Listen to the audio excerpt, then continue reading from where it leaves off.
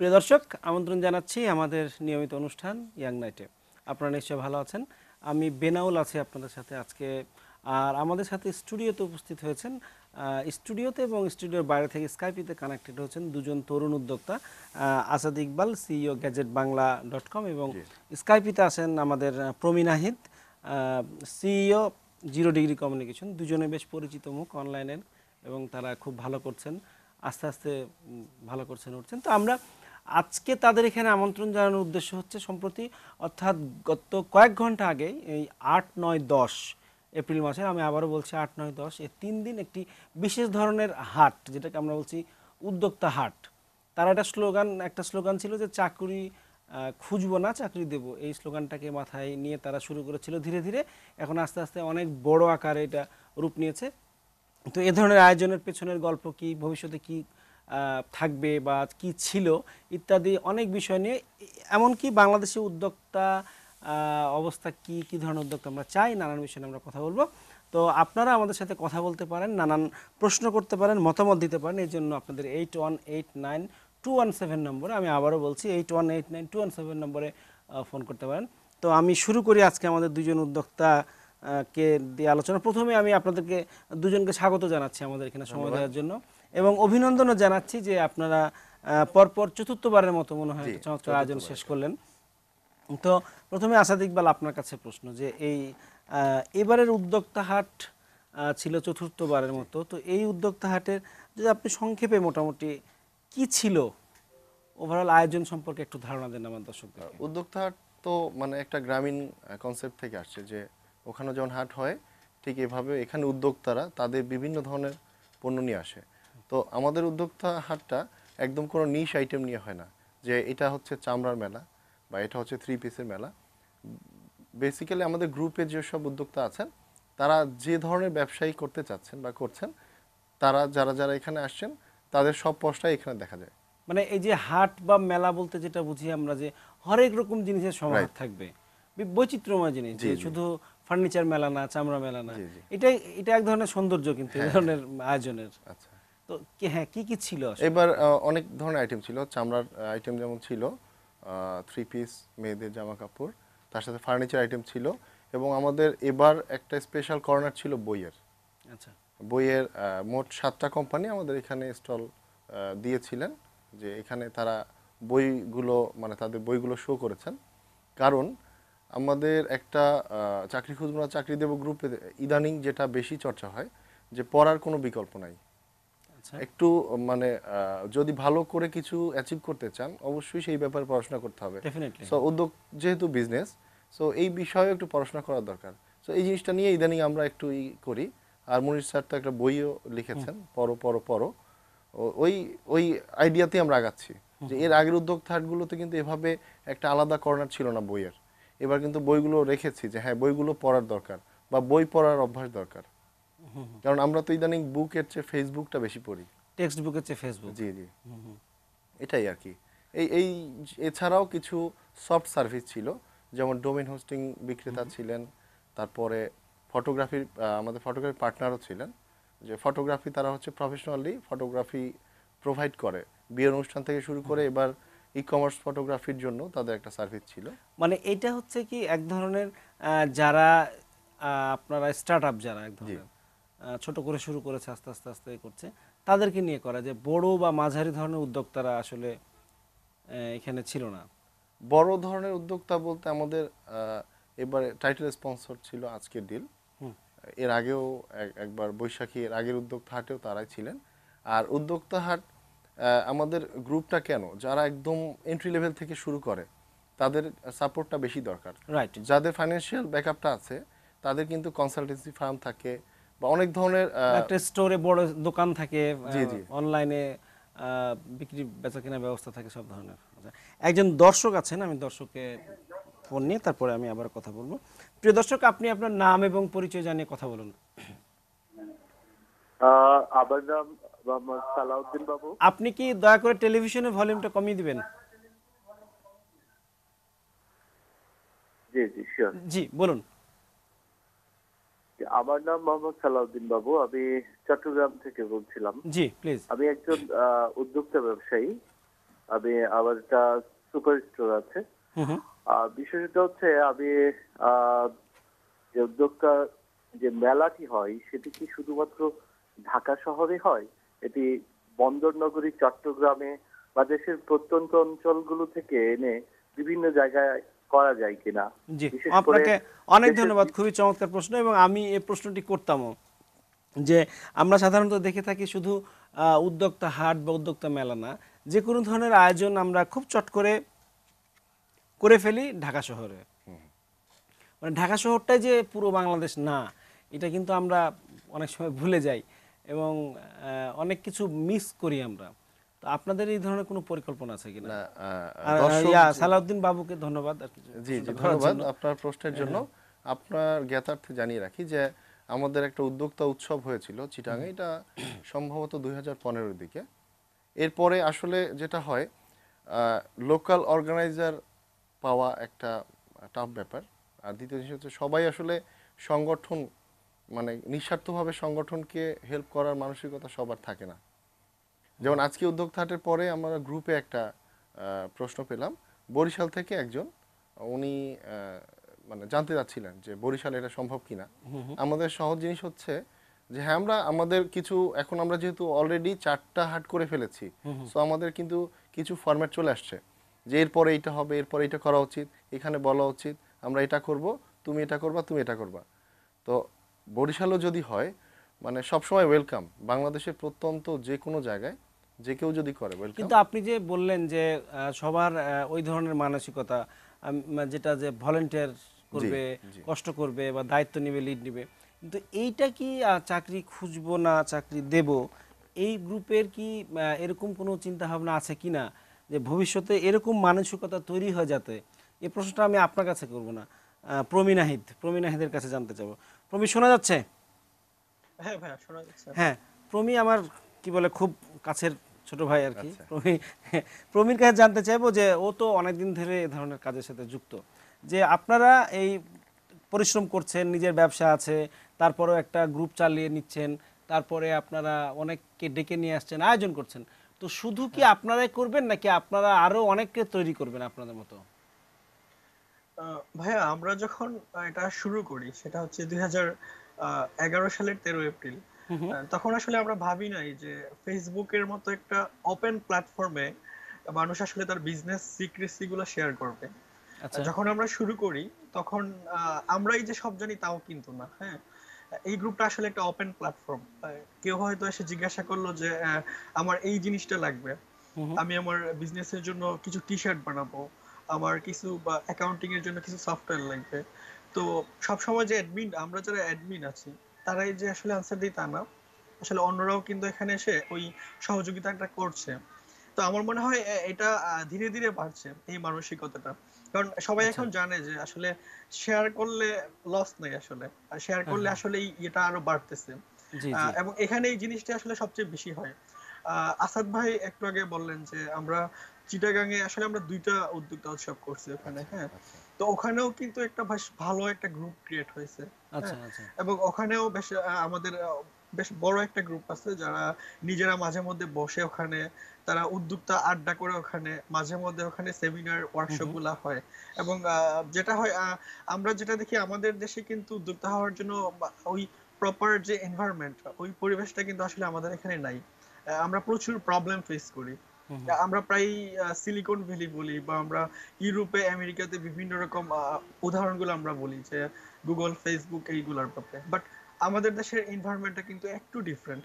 আমরা পরিবার থেকেই কিন্তু আমাদেরকে প্রচুর শুরুতেই পরিবার থেকে একটা বাধা থাকে যে তুমি পড়াশোনা শেষ করছো, তুমি কেন উদ্যোক্তা হবা, তুমি একটা জব করো, ভালো চাকরি করবা। চাকরি করো। আমার ফ্যামিলিতে সেটা বলছে। তো আমাদের মনে হয় যে এখানে অনেক প্রবলেমটা অনেক বেশি। বাবা মা তার মানে সবসময় শুধু যে একজন উদ্যোক্তাকে সাপোর্ট করার জন্য শুধু তার ফ্যামিলি না, পরিবেশ, রাষ্ট্র বলি, সরকার হ্যাঁ হ্যাঁ বলি, পুরো ইকোসিস্টেমটা তার উপযোগী হওয়া লাগবে, তাকে সাপোর্ট করতে হ্যাঁ, পারে যাতে শিওর এরকম। শিওর জি। তো আমি দ্বিতীয় যে জিনিসটা আপনাকে জানতে চাইবো, সে চাকরি খুঁজবো না চাকরি দেব, এই জি। স্লোগানটা আসলে কি মনে হচ্ছে গত, যে আপনারা প্রায় কি বলবো 6 বছর। 6 বছর পার হয়ে গেল, তো হ্যাঁ। এখন আপনাদের যে মেম্বার যারা আছে তারা অ্যাক্টিভ মেম্বার যারা তারা কতজন চাকরি করছেন আর কতজন চাকরি দিচ্ছেন? একটা জিনিস কি মানে আপনি মনে হয় একটা জিনিস জানেন যে আমাদের দেশে কিন্তু প্রতি বছর প্রায় 21 লক্ষ তরুণ তরুণী কর্মবাজারে প্রবেশ করছে এবং সরকারি বেসরকারি মিলিয়ে আমাদের সব মিলে প্রায় 10 লক্ষ লোকের কর্মসংস্থান হয়। তো একটা বিশাল সংখ্যক জনগোষ্ঠী কিন্তু এই কর্মসংস্থানের সুযোগের বাইরে আসতেছে, বাইরে থাকতেছে তারা। তো এটার জন্য আমাদের দেশে প্রচুর পরিমাণ উদ্যোক্তা আসলেই দরকার। হ্যাঁ, আচ্ছা। এবং আমাদের গ্রুপে এখন যেটা হচ্ছে শুরু হওয়ার পর এখন পর্যন্ত প্রায় আমরা 500-র মতো উদ্যোক্তা আমরা যারা কিছু একটা করছেন, আমি সফল বলবো না, হ্যাঁ, বাট অনেকেই হয়তো 100 জন টিম মেম্বার আছে, আবার কেউ হয়তো ওয়ান ম্যান আর্মি সেটাও আছে, হ্যাঁ, বাট কেউ না, সবাই ট্রাই করছে কিছু একটা করার। আর আমরা যেটা বাইরের দেশে দেখি যে একটা জিনিস কিন্তু খুব বলা হয় সিলিকন ভ্যালিতে যে 1000টা উদ্যোগে একটা উদ্যোগ সফল হয়। তো এটাই আসলে একটা কন্টিনিউয়াস প্রসেস এবং বিজনেসটা হচ্ছে ট্রায়াল এন্ড এরর। প্রতিনিয়ত একটা প্রেসার থাকে, চাপ থাকে, চ্যালেঞ্জ থাকে, এবং আমাদের দেশে এই জিনিসটা আরো বেশি, কারণ ফান্ডিং এর প্রবলেমটা অনেক বেশি হয়, যেটা উদ্যোক্তাদের খুব বেশি সাফার করি আমরা। যে বা ইউরোপ আমেরিকাতে কিন্তু আইডিয়া কেউ নিয়ে গেলে সেখানে অনেকে ফান্ডিং করার জন্য অনেকেই থাকে। আচ্ছা, আমি একটা প্রশ্ন করব আপনার কাছ থেকে, সেটা হচ্ছে আহ, প্রশ্নটা আপনিও উত্তর দিতে পারেন অথবা আসাদ ইকবাল ভাই। সেটা হচ্ছে আমরা কিন্তু শুধু আপনি না, যে কোনো জায়গায় গেলে, যে কোনো ফোরামে গেলে আমরা যখন উদ্যোক্তা নিয়ে, ইনোভেটরদের নিয়ে বিভিন্ন কথাবার্তা শুনি, তাদের গ্রুমিং করা, তাদের সাপোর্ট পাওয়া, বিভিন্ন সময় কিন্তু বিভিন্ন জায়গা থেকে বলা হয় যে আমাদের দেশের উদ্যোক্তারা এইটা পায় না, ওইটা পায় না, সিলিকন ভ্যালিতে এরকম আছে, তারপরে সিড ফান্ড পায় না, তারা ইনভেস্টর পায় না, বিভিন্ন ধরনের। তো এই বিষয়গুলো কিন্তু আসলে লিমিটেশনস কিন্তু আমাদের প্রথম থেকে ছিল। কৃষিতে লিমিটেশনস ছিল, তারপরে কিন্তু কৃষকরা ফাটিয়ে দিয়েছেন একদম, মানে আমাদেরকে সবচেয়ে বড় ইনোভেটর যদি বলি, সবচেয়ে বড় যে কোনোভাবে। তারপরে আপনারা যদি মানে এই ধরনের চ্যালেঞ্জ নিয়ে কাজ করে কিন্তু অনেকে ভালো করছেন, আপনারা ভালো করছেন। এবং যেটা দেখা যায় যে আমাদের লিমিটেশনস থাকলে হয় কি যে একজন উদ্যোক্তা বেশি মাথা খাটায় যে একটা রিসোর্সকে কত বেশিভাবে কাজে লাগানো যায়। হ্যাঁ, তো এরকম কি স্ট্রাগল করছেন না আপনারা? তো ওয়েট করে নাই কেউ যে আমাকে কে কখন ফান্ড দিবে, আমি মায়ের কাছ থেকে ধার নিয়ে, বন্ধুর কাছে ধার নিয়ে, এরকম তো করছেন। এরকম কোনো ভালো এক্সাম্পল কি আপনি শেয়ার করতে পারেন কিনা? অবশ্যই ভাইয়া, এরকম আসলে অনেকেই করছেন। সবাই যে আসলে ফান্ডিং এর জন্য বসে আছে তা কিন্তু রাইট। না। হ্যাঁ, হ্যাঁ, হ্যাঁ, তো আমাদের এক ভাইয়া ছিল, উনি যখন উদ্যোগ শুরু করে তার এক্সাম্পলটা এরকম ছিল যে ওনার অনেকটা প্রায় 2 লক্ষ টাকার দরকার ছিল তখন বিজনেস শুরু করতে। তো উনি অনেকের কাছে গেল, দেখা গেল যে ওই টাকাটা উনি পাচ্ছে না। তো উনি করলো কি, সে ওনার কিছু মানে সবার কাছ থেকে উনি প্রায় 100 জনের একটা লিস্ট করলো, হ্যাঁ, আচ্ছা, এবং সেখান থেকে 2000 টাকা করে নিল প্রতিজন থেকে। আচ্ছা। তাতে হলো কি, যখন সবার কাছে উনি গেল, কেউ কিন্তু না করলো না, কারণ টাকার পরিমাণটা খুব অল্প। 50,000 টাকা চাইলে কেউ দিত না, 1 লাখ টাকা দিত চাইলে না, কেউ দিত না। হ্যাঁ, দিত না, উনি 2000 টাকা করে নিচ্ছে তো সবাই দিয়ে দিল, আচ্ছা ঠিক আছে তুমি বিজনেস করো, 2000 তুমি টাকা না কি দিতে আসে, পারলে কিছু তো করার নাই। কিছু চাই আসে না। বাট উনি যে ওই টাকাটা নিয়ে উনি শুরু করলো এবং একটা পর্যায়ে খুব ভালো করলো এবং ওই টাকাগুলো উনি সবাইকে ফেরতও দিল। তো আচ্ছা, এখানে অনেক ইন্টারেস্টিং স্টোরি আছে। এবং এটা কিন্তু একটা ইনোভেশন যে ওর লিমিটেশনস এর মধ্যে থেকেও কিন্তু চিন্তা করতে পেরেছে। এইটা হচ্ছে আমি মনে করি যে আমাদের দেশের উদ্যোক্তা বা আমাদের যারা স্ট্রাগল করে ধরনের, তাদের সৌন্দর্যের জায়গা এটা, যে আমার না, তো হ্যাঁ, আমার মনে হয় না যে আসলে ফান্ডিং এর জন্য সবকিছু আটকে থাকে। রাইট। আমাদের দেশে সবচেয়ে বড় যে ব্যাপারটা সেটা হচ্ছে লেগে থাকা। জি, আমরা আমি সবাই খুব প্রমি আমি আবার শর্টকাট। আসবো আপনার কাছে ছোট্ট একটা বিরতির পরে। হ্যাঁ, প্রিয় দর্শক, আপনারা কোথাও যাবেন না, আমাদের সাথে থাকবেন। ছোট্ট একটা বিরতির পরে আবার ফিরে আসছি তাদের দুজনকে নিয়ে।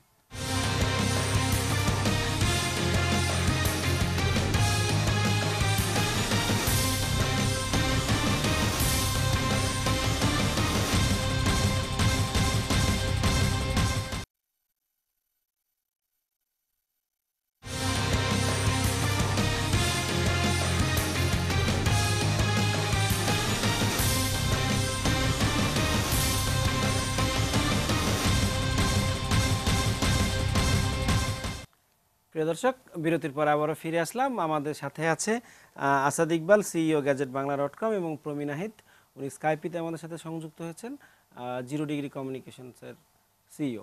আমরা কথা বলছিলাম আমাদের মূল বিষয়, বা যদি বলি যে উদ্যোক্তা হাট, যেটা গত 3 দিন ধরে চললো, গতকালকে অর্থাৎ 10 তারিখে শেষ হয়েছে, সেটা নিয়ে সে আয়োজনের পাশাপাশি বাংলাদেশের উদ্যোক্তাদের কি অবস্থা, কেমন উদ্যোক্তা চাই আমরা, বা তাদের কি ধরনের চ্যালেঞ্জ ফেস করছে, সেই বিষয়গুলো নিয়ে আমরা কথা বলছি। আমরা এবার আসাদ ইকবাল, আপনার কাছে যেটা জানতে চাইবো সেটা হচ্ছে যে এবারের যে মেলা হলো সেখানে কতগুলো স্টল ছিল বা কেমন বেচা বিক্রি হলো, এটা সবাই শুনতে চায় যে বা গত বছরের বিক্রির চাইতে এবারের বিক্রি বা এবারের দর্শকদের আনাগোনা বেড়েছে কিনা, এটা আমরা শুনে খুশি হতে চাই, আনন্দিত হতে চাই। স্ট্যাটিস্টিক্স দিচ্ছি, যেটা হচ্ছে এবার 53টা স্টল ছিল। গুড। একজন ছিলেন টাইটেল স্পন্সর, 4 জন ছিলেন সিলভার স্পন্সর, আর সবগুলো হচ্ছে জেনারেল স্টল। আর বেচা কিনা আসলে এটাকে বলা যায় বিজনেস সেন্সিটিভ ইনফরমেশন। তো আমরা সব সময় জিজ্ঞাসা করতে পারি না সবাইকে যে কি রকম, বাট ফ্লোর সিলিং হয়তো এভাবে জিজ্ঞাসা করতে হয় যে কি রকম বেচা কিনা হলো, 1-1.5 লাখের মতো আচ্ছা, নাকি 3-4 লাখের মতো। অনেকে আসলে মানে বলে, অনেকে বলে না। এটাও একটা শেখার ব্যাপার আছে যে কোন জিনিস আপনাকে বিজনেসে হাইড করতে হবে আর কোন জিনিস আপনাকে হাইড মানে করতে কখন হবে না। বলতেই হবে না, কখন বাড়িয়ে বলতে হবে, কখন হ্যাঁ, আবার কমিয়ে কখনো বলতে হবে। আপনি না বললেন কিন্তু আসলে না বললেন না। এই এই জিনিসগুলো আসলে আমি যেটা জানতে চাচ্ছিলাম সেটা হচ্ছে যে গতবারের চেয়ে ভালো হয়েছে কিনা। গতবারের চেয়ে এবার বেচা কিনা বেশি হয়েছে। আর গতবারের আয়োজন যে পরিসরে ছিল তার চেয়ে এবারের পরিসরটা অনেক বড় ছিল, যে কারণে অনেক ক্ষেত্রে মনে হয়েছে যে হয়তো দর্শক একটু কম, কিন্তু সেলস ভলিউমটা, আমরা যেহেতু পুরো হাট চষে বেরিয়েছি, আমাদেরও যেহেতু আমরা বিজনেস করি, সো আমাদেরও তো একটা আইডিয়া আছে যে কিভাবে বেচা কিনা হচ্ছে। আমার মনে হয়েছে যে গতবারের সেলস ভলিউমের চেয়ে এবার 3 গুণেরও বেশি ও ফ্যান্টাস্টিক হয়েছে। তো এখানে এবারের আয়োজনে নারী উদ্যোক্তা কেমন ছিলেন, বা এবারে সারা দেশে কি অবস্থা নারী উদ্যোক্তাদের? নারী উদ্যোক্তা এবার বেশ কয়েকজন ছিলেন এবং আরেকটা ইন্ডিপেন্ডেন্টলি ছিলেন, যে একাই তিনি জি, বা লিড দিচ্ছেন তিনি এরকম, বা পার্টনার হিসেবে কিভাবে হ্যাঁ, ছিলেন? একটা স্টল ছিলেন ওনারা 2 জন টিম ওয়াইজ, দুইটা প্রতিষ্ঠান, বাট নিজেরা বেশ খুব সুন্দর টিম ওয়ার্ক করে করছেন। আর কয়েকটা স্টল ছিলেন নিজেরাই করছেন, আর কয়েকজন ছিলেন যাদের হচ্ছে প্রতিষ্ঠানের পক্ষে, তিনি হয়তো মাঝে মধ্যে আসছেন, তার কর্মীরা বা তার টিম মেম্বার আসছেন, মানে কয়েক স্তরের ছিলেন। আর একটা জিনিস ছিল এবার, যেটা হচ্ছে যে সবার জন্য যে টাকা বরাদ্দ ছিল স্টলের, নারী উদ্যোক্তাদের জন্য একটা ছাড় ছিল, যে একটু কম, যা নারী উদ্যোক্তাদের উৎসাহিত করার জন্য। আমাদের দেশে তো এটা মানে আমাদের উদ্যোগকেই অনেক সময় নিরুৎসাহিত করা হয়, সেখানে নারীদের জন্য নারীদের জন্য। আমি প্রমি আপনার কাছে জানতে চাইবো সেটা হচ্ছে যে আপনার তো হচ্ছে কমিউনিকেশন সলিউশন দেন, বিভিন্ন ধরনের সার্ভিস দিয়ে থাকেন, তো এইখান থেকে আপনাদের কি সেল করলেন? আপনাদের আসলে সেল করার আমাদের হাটটা আসলে না ইয়েদের কাছে, প্রমির কাছে জানতে চাচ্ছি আমি, তার তো নিশ্চয়ই একটা স্টল ছিল, আপনাদের কি সেল করলেন? আমার যেটা হচ্ছে গিয়ে এটা তো ব্র্যান্ডিং অ্যাক্টিভেশন, তো বেশিরভাগ উদ্যোক্তাদের যে ব্র্যান্ডিং গুলা বা প্রমোশনাল যে এইগুলো হয় বা ডিজিটাল মার্কেটিং, এই জিনিসগুলোই আমরা আসলে করে থাকি। তো বা এখানে যারা আছে অনেকেই হয়তো আমার ক্লায়েন্ট ছিল যারা উদ্যোক্তা এখানে আসছেন, হ্যাঁ এই আর কি। তো আমরা মূলত এই জিনিসগুলো নিয়ে কাজ করি, ব্র্যান্ডিং অ্যাক্টিভেশন এবং বা আপনি তো আপনার কাগজপত্র লোকজনকে দিয়েছেন, ইনভাইট করেছেন যে আমরা এই ধরনের একটা প্রচার হয়েছে বা মানুষজন জানতে পেরেছে। যেটা আমি একটা জিনিস আসলে এখানে বলতে চাই, সেটা হচ্ছে আমাদের এই মেলাটা কিন্তু আসলে সেলস ফোকাস না, আমরা আসলে আচ্ছা, যে জিনিসটা হয় নেটওয়ার্কিংটা হয় খুব বেশি। Good, very interesting. হ্যাঁ, মানে অনেকে যারা এখানে আসে ঘুরতে, তাদেরও কিন্তু সবসময় যে কেনা বেচাটা উদ্দেশ্য থাকে তা কিন্তু না। অনেকে আসে এখানে জাস্ট জানতে যে আমি যদি কিছু একটা করতে চাই তাহলে আসলে কিভাবে শুরু করব। তো এখানে যারা আছে তাদের কাছ থেকে হয়তো শুনে যে এই উদ্যোগটা এভাবে শুরু হয়েছে, এবং অনেকেই হয়তো এই মেলা থেকে গিয়ে পরে নিজে একটা কিছু একটা শুরু করে। জি, তো আমি এইরকম অসংখ্য করছে। আচ্ছা আচ্ছা, অনেকে বিভিন্ন ধরনের পরিচয় হয়, নতুন নতুন আইডিয়ার সাথে জানতে পারে। একজন দর্শক আছেন, তার কথা শুনবো। দর্শক, কথা বলুন, কোত্থেকে বলছেন? আপনি টেলিভিশনের ভলিউমটা যদি কমিয়ে দেন। হ্যালো। জি হ্যালো। জি, বলুন খুব দ্রুত। জি, আমি জালাকুড়ি থেকে বলছিলাম, অভিজিৎ। জি, আমি যেটা জানতে চাচ্ছিলাম সেটা হচ্ছে এই মানে আপনাদের উদ্যোক্তার হাটে শুধু কি মানে ক্ষুদ্র উদ্যোক্তার দ্বারাই আসে, না এখানে কোনো বড় বা মাঝারি উদ্যোক্তারাও এই হাটে মানে অংশগ্রহণ করে? আচ্ছা, অনেক অনেক ধন্যবাদ। আপনি হয়তো প্রথমে ছিলেন না বা কোনো কারণে হয়তো মিস করে গিয়েছেন যে সেই ধরনের উদ্যোক্তাদের এটা হাট। যারা আসলে অনেক বড় পরিসরে কিছু করার সুযোগ নাই হয়তো এই মুহূর্তে আমি এখানে হ্যাঁ আপনি যদি আমি কিছু একটু অ্যাড বলতেন। করি এটা, হ্যাঁ মানে আমাদের কিন্তু আইডিয়া ছিল ক্ষুদ্র উদ্যোক্তাদের নিয়ে। হ্যাঁ হ্যাঁ আলটিমেটলি 4 বছর পরে ক্ষুদ্র উদ্যোক্তা অনেকে একটু বড় হয়েছে। আর এর মাঝে আমাদের সাথে যুক্ত আছে এমন কয়েকজন লোক, তার মধ্যে একজনের কথা না বললেই না, তৌহিদ ভাই, FM প্লাস্টিকের মালিক। উনি মানে উনি একজন ইন্ডাস্ট্রিয়ালিস্ট। কি কারণে হয়তো বা মন মানসিকতায় মিলে যায় আমাদের সাথে, এই গ্রুপের সাথে বা মোটর সাথে, উনি আমাদের সাথে অ্যাড আছেন। এবং উনি আমাদের হাটে এত ব্যস্ততার মাঝেও একদিন পুরোটা দিন ছিলেন। তার এটা ক্ষেত্র না, কিন্তু তারপরে তিনি ছিলেন কোনো না কোনোভাবে, সে কিন্তু যুক্ত ছিলেন। হ্যাঁ যুক্ত ছিলেন। আচ্ছা আর যারা একদম প্রান্তিক উদ্যোক্তা ছিলেন আগে 3-4 বছর আগে, তারা কিন্তু একটা পর্যায়ে আসছেন, আস্তে আস্তে বড় হচ্ছে। ব্যাংক অ্যাকাউন্ট ছিল না, কারো শোরুম ছিল না, আজকে ব্যাংক অ্যাকাউন্ট আছে, শোরুম আছে, অ্যাকাউন্টিং সফটওয়্যার আছে। মানে এটা একটা কিন্তু গ্রোথ একটা কোম্পানির, যে হ্যাঁ তার এই নিশ্চয় এইরাই সবসময় আপনাদের সাথে আর নতুন নতুন উদ্যোক্তারা আসবে আপনার কাছে। না না এবার আগামী বছরগুলোতে। এবার উদ্যোক্তা হাটে যেটা হয়েছে, পুরনো যারা ছিলেন তারা তো অনেকেই আসছেন, এবং আমরা আবার ফ্রেশ কিছু উদ্যোক্তা পেয়েছি। মানে যেটা মনে করি দেয় প্রথম হাটের কথা, যে ওই সময় তাদের মানে তাদের যে অবস্থা ছিল, হয়তো পেজ ছিল, পেজের কভার ফটোটা ঠিক মতো দিতে পারছে না, ইভেন্ট পেজ এই করছে। ট্রান্সফরমেশনটা দেখছেন চোখের সামনেই, জি জি জি, কেমন লাগছে? এটা আমাদের ডেফিনেটলি খুব একটা ভালো মানে অনুভূতি, যে না 4 বছর পরে আমরা কিন্তু আগে এটা ফিল করিনি, এবার ফিল করলাম যে না 4 বছর আগে যারা ছিলেন তারা সামহাও কিছুটা ম্যাচিউর হয়েছেন, এদের ইমেচিউরিটি দেখে আমরা বুঝতে পারলাম। আচ্ছা ইন্টারেস্টিং।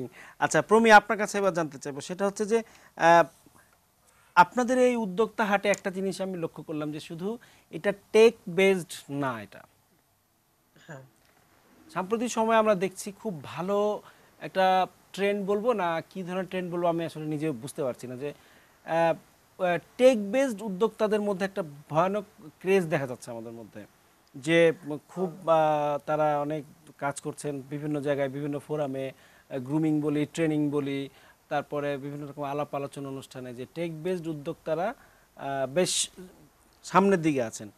তো আমার কাছে মনে হচ্ছে যে আসলে কি ধরনের উদ্যোক্তা আমাদের জন্য দরকার বাংলাদেশের জন্য, বা কি আসলে অবস্থায় আমরা আছি আসলে? আচ্ছা, ফেসবুকটা খুব অ্যাভেলেবেল হয়ে যাওয়া এই জিনিসটা এখন হচ্ছে বেশি, যে হ্যাঁ ফেসবুকে আমি একটা পেজ খুললাম এবং একটা অ্যাপ কমার্স করে খুব সহজেই উদ্যোক্তা হয়ে গেলাম, অনেকেই এই জিনিসটা ভাবছে, বাট আসলে কিন্তু তা না। মানে এরা অনেকেই আসছে আসলে না জেনে, হুজুগে পড়ে। আমি যদি বলি, আমাদের আইটি ইন্ডাস্ট্রিতে এটা হচ্ছে খুব বেশি, যারা খুব হুজুগে পড়ে উদ্যোক্তা হওয়ার একটা ক্রেজ আমাদের মধ্যে দেখা যাচ্ছে।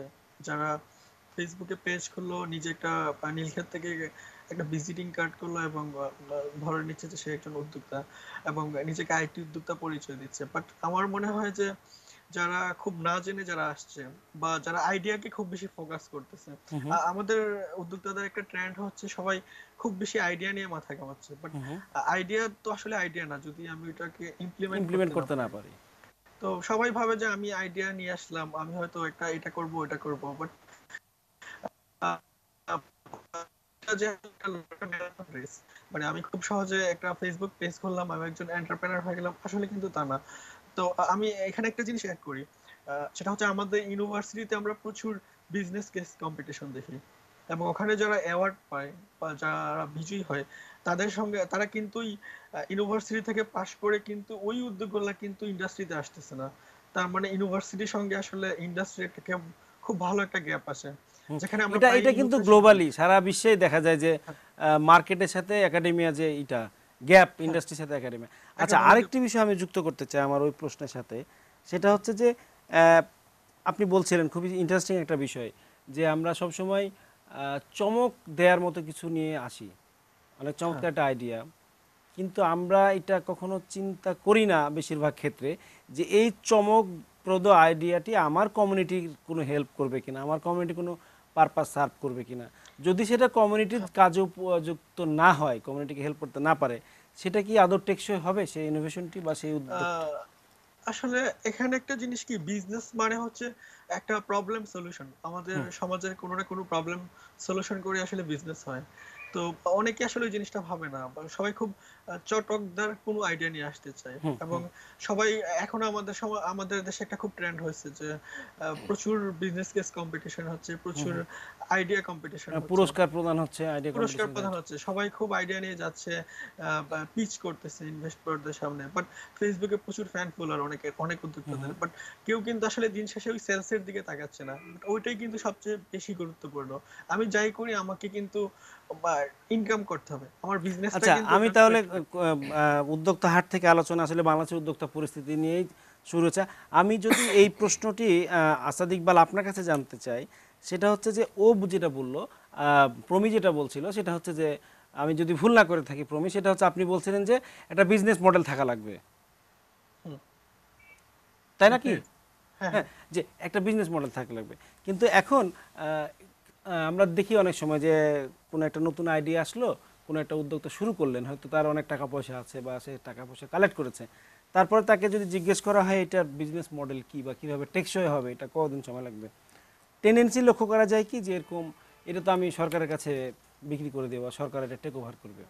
তাহলে এটা কি আসলে টেকসই হওয়া সম্ভাবনা কতটুকু এটার?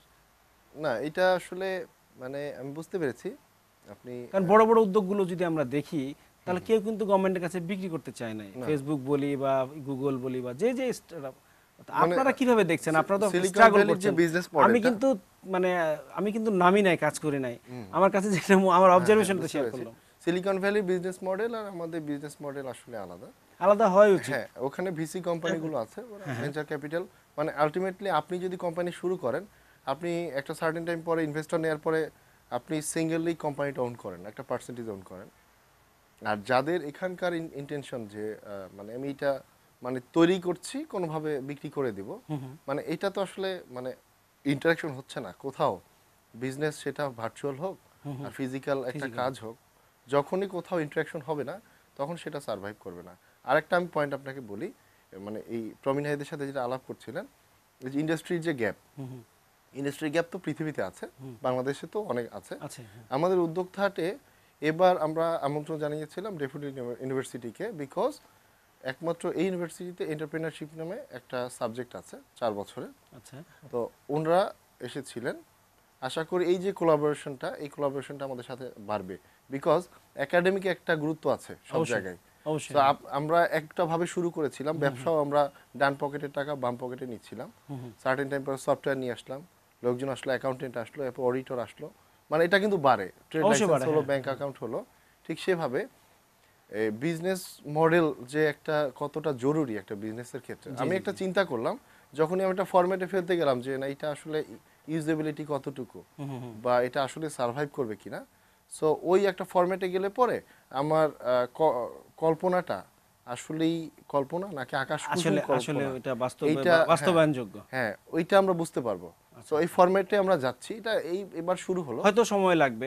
আচ্ছা, আমি প্রমি আপনার কাছে যদি জানতে চাই যে এই যে সরকারের তরফ থেকে যেটা আমরা আইসিটি ডিভিশন থেকে দেখছি বা প্রাইম মিনিস্টার অফিস থেকে দেখছি, ইনোভেশন ফান্ড বা স্টার্টআপ বাংলাদেশ, এই জায়গাগুলো থেকে কি ধরনের সাপোর্ট দেওয়া উচিত বা কি ধরনের গ্রুমিং দেওয়া উচিত বা কি ধরনের মেসেজ দেওয়া উচিত আপনাদের জন্য বলে মনে করেন? আমার মনে হয় আমাদের উদ্যোক্তাদের আসলে বেশ কিছু জায়গায় প্রবলেম আছে। আমরা যখন একটা উদ্যোগ শুরু করি, আমরা কিন্তু এই খরচের হিসাবগুলো কিন্তু করি না, যে আমার কবে এটা ব্রেক ইভেন পার করবে, কবে এটা থেকে রেভিনিউ আসবে। তো আমাদের উদ্যোক্তাদের আসলে এই জায়গাগুলোতে নলেজের অনেক অভাব আছে আমি মনে করি। হ্যাঁ, তো এই জিনিসগুলোতে সরকার থেকে যেটা হতে পারে যে ওই জায়গাগুলোতে ইনকিউবেশনের জায়গাগুলোতে অনেক কাজ করার সুযোগ আছে, যেখানে হয়তো ওখানে কারো হয়তো মার্কেটিং নলেজ নাই।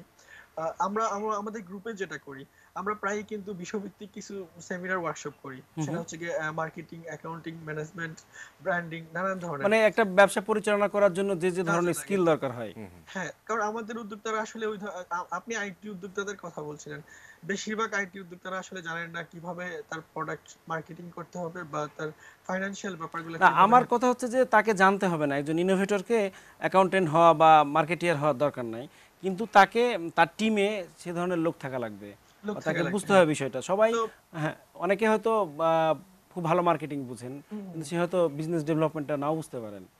কিন্তু তার তো টিমে একজন থাকা লাগবে বা একটা এরকম চিন্তা ভাবনার হ্যাঁ, সরকার থেকে যে সাপোর্ট গুলো আসলে আমাদের লাগবে, যেমন ই কমার্সের ক্ষেত্রে আপনি মনে হয় জানেন যে আইটি উদ্যোক্তাদের এখন যে বড় একটা সমস্যা, যে আবাসিক এরিয়াতে কিন্তু এখন কোনো রকম অফিস সরকার রাখছেন না। হ্যাঁ, হুম হুম তো এটা কিন্তু একটা বড় একটা প্রবলেম। যদি কারো আবাসিক এরিয়াতেই কিন্তু বেশিরভাগ ই কমার্স, এফ কমার্স কিংবা ছোট ছোট সফটওয়্যার পরিসরে এটা হয়ে ছোট থাকে। ছোট প্রতিষ্ঠান, তো এটা এখন আমরা একটা বড় প্রবলেম ফেস করতেছি, কারণ আমাদের ট্রেড লাইসেন্স যখন আমার আবাসিক এরিয়াতে আসে, আমি যখন পরের বছর রিনিউ করতে যাব, এটা কিন্তু রিনিউ হবে না।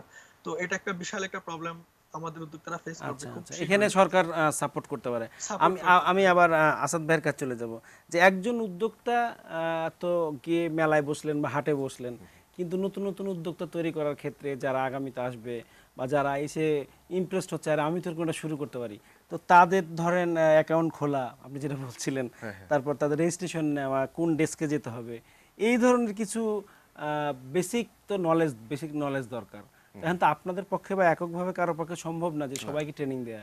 তো অনলাইনে কোনো জায়গায় বা কোনো প্ল্যাটফর্ম আছে কিনা যেখান থেকে গিয়ে আমি ফ্রিকোয়েন্টলি আস্ক কোশ্চেন বা কোন বিষয়গুলো জানা জরুরি, এরকম কিছু কি আপনাদের পক্ষ থেকে করা হয়েছে কিনা? আমরা একটা মানে আপনি যখন কিছু শুরু করবেন, বিশেষ করে উদ্যোক্তা হওয়ার জন্য, এটা কিন্তু একটা সাহসের ব্যাপার ডেফিনেটলি এবং রিস্ক নিতে ইচ্ছাশক্তির হবে, ব্যাপার। সাহস করতে হবে। তো আমাদের গ্রুপে যখন আসে মানুষ, প্রথমেই প্রশ্ন করে, মানে তারা অনেকেই সার্চ, একটা বাটন আছে ফেসবুকে, সার্চ করে বাংলা বা ইংলিশে সার্চ করে না। তো আমরা সাজেস্ট করি যে গ্রুপের ডক সেকশনে আপনারা একটু চেক করেন যে এই জিনিসটা কিভাবে করতে হয়। অনেক ধরনের তথ্য দেয়া আছে। আমাদের ওয়েবসাইট বিল্ড প্রায় শেষ, ওইখানে এই ডকুমেন্টগুলো, যেটা আমরা না, মানে বিভিন্ন উদ্যোক্তা তারা শেয়ার করেছেন যে তারা কিভাবে বিজনেসটা শুরু করেছেন, কেস স্টাডি আছে, হিস্ট্রি আছে। তো আমরা একটু সার্চ করতে বলি, তো অনেকে এই জায়গায় এসে তারপরে সার্চ করে না। তো যারা সার্চ করে না তারা আসলে উদ্যোক্তা হওয়ার প্রথম স্টেজে পড়ে গেল, ফিল্টারিং হয়ে গেল। তারপরে যারা থাকে তারা জেনে যায়, কিভাবে জেনে যায়, সার্চ করে, গুগল সার্চ করতে পারে। যেহেতু আমাদের অনলাইন বেসড কমিউনিটি, সো আমরা ধরেই নেই সে অ্যাটলিস্ট ফেসবুকটা ভালো করে চালাতে জানে বা ইউজ টু হয়ে যাবে একসময়, যেহেতু তার একসময় পেজ ওপেন করতে হবে বা ফেসবুক ইউজ করে ইন্টারঅ্যাক্ট করতে হবে, কমিউনিকেশন মেনটেন করতে হবে। এরপরে যে আমাদের ওয়েবসাইট আসছে, মানে যেটা ওয়েবসাইট কি অলরেডি রেডি? অলমোস্ট রেডি, ওই যে আপনি এফএকিউ যদি অ্যাড্রেসটা বলেন, নাকি ওপেন হলে তখন আপনারা নিশ্চয়ই শেয়ার এখন করবেন? ওপেন আছে, বাট সব তথ্য হচ্ছে মানে ড্রাফট করা, সবকিছু এখনো অনলাইনে দেওয়া হয়নি। জি জি, কারণ অনেক এটা একটা ধন্যবাদ। revision আমরা এর জন্য। একদম শেষ পর্যায়ে আমি প্রমির কাছ থেকে 30 সেকেন্ডস নিব, সেটা হচ্ছে যে আগামী বছর কি থাকছে, নতুন কিছু কিনা এই উদ্যোক্তা আমাদের এই হাটে? আগামী মাসে, আসলে আমি ও আগামী মাসে হচ্ছে, আচ্ছা আগামী মাসে আচ্ছা, বলতে ঈদের আগে আর কি। হ্যাঁ হ্যাঁ এদের আগে হতে পারে। তো আমাদের যারা আসছে এখানে, সবাই আসলে ওই জিনিসটা আসাদ ভাই হয়তো বলছিল যে আহ, ওরা কিন্তু খুব বড় কোনো ভেন্যুতে গিয়ে, সেটা আমাদের দেশে যেসব বড় বড় মেলা হয় হ্যাঁ, সেখানে গিয়ে কিন্তু এই প্রদর্শনীর সুযোগটা কিন্তু তারা পাচ্ছে না। তো আমরা ছোট যারা এসএমই যারা আছে, তাদের প্রদর্শনীর জন্যই মূলত এই উদ্যোক্তা হাটটা আমরা করি। তো আমাদের গ্রুপে 500 জনের মতো উদ্যোক্তা আছেন, প্রায় 500 এর কম বেশি হতে পারে।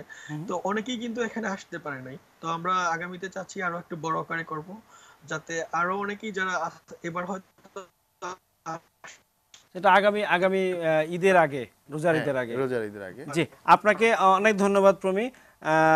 তারপরে আসাদ ইকবাল, আপনাকে ধন্যবাদ আমাদের সময় দেওয়ার জন্য। আপনাদের সাফল্য কামনা করছি এবং নিশ্চয়ই আপনাদের যে মুভমেন্ট সেটা আরও বড় হবে, সারা দেশে ছড়িয়ে পড়বে।